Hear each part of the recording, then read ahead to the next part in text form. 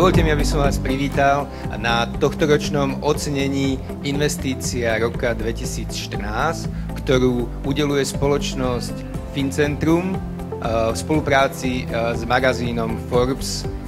Budeme hovoriť veľa o investovaní, o investičných fondoch, o tom, ako sa im darilo v lani, aké vízie sú pre tento rok a samozrejme, že oceníme tých, ktorí boli za minulý rok najlepší.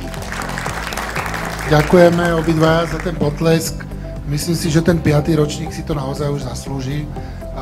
Ďakujem ešte raz Forbesu za skvelú spoluprácu pri organizovaní aj tohto a dúfam, že ďalších ročníkov. Kto by predpokladal, že pred rokom, že dnes bude na Ukrajine tak vážny vojenský konflikt? Kto by predpokladal, že ropa bude mať taký smer, strmý smerom dole? Takže všetkým oceneným gratulujem a zároveň držím palce. Ďakujem pekne. Áno, kľudne môžete tleskať.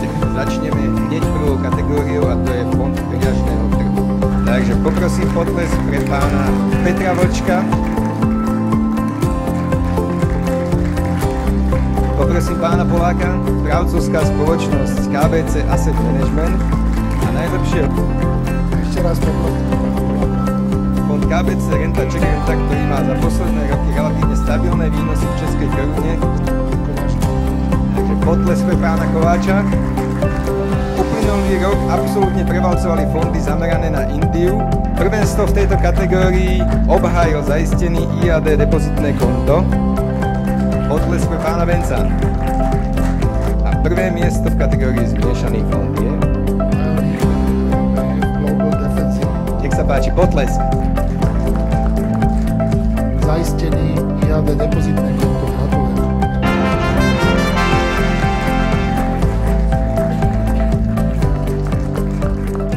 Samozrejme ďakujeme obidvom spoločnostiam Fincentrum ako nášmu veľmi významnému partnerovi, rovnako aj časopisu Forbes, pretože sme mali príležitosť sa samozrejme zúčastniť tejto súťaže. Nakoniec sme zvíťazili. Vyťazili sme možnosť produktov, ktorý neprináša tým klientom najviac. Najväčší výnos je na druhej strane, tento produkt spĺňa to, čo sme do neho vkladali, keď sme ho vyvýšľali. A to bol vlastne protialternatíva nejakých bežných účtov v bankách. A myslím si, že túto úlohu veľmi dobre spĺňa a myslím si, že klienti si ho obľúbili. Tak my vo Forbese sme si pre vás pripravili, tak ako je to tradičné, už takzvanú divokú kartu.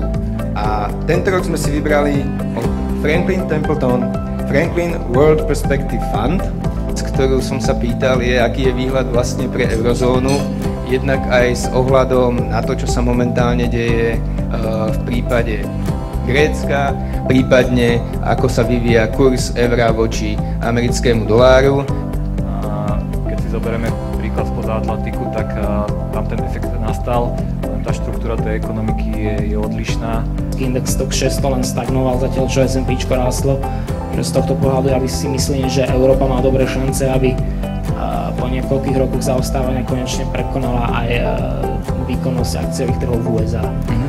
Ku podivu, ale európske akcie, povedzme, vidím relatívne pozitívne, ale z iných dôvodov, práve povedzme klesajúca cena ropy a samozrejme aj ten klesajúci kurz eura môže pomôcť európskym akciám a nejakým spôsobom tú maržovosť. Takže naopak pro naše děti nebo pro budoucí generace si přeju, aby bychom dneska trpěli v tom, aby prostě opravdu byl zářez na trhu a něco se dělo a ta Evropa se trošku změnila. To je můj pohled. Nakupujte ho pravidelne, 20 rokov na to sa budete. Jednoducho, takto nejako by to malo fungovať. Stanovte si investičný horizont, stanovte si, aký máte rizikový profil a jednoducho ten investičný horizont dodržte. Já si myslím, že To som sa práve chcel spýtať, že my si to tu tak ako veľmi pekne povieme, že takto by to bolo super, baviť sa o tom, čo všetko sa dá zrušiť, je asi jednoduché. Vám všetkým prajem príjemný večer a teším sa na stretnutie, ak nie skôr, tak o rok. Pekný večer ešte.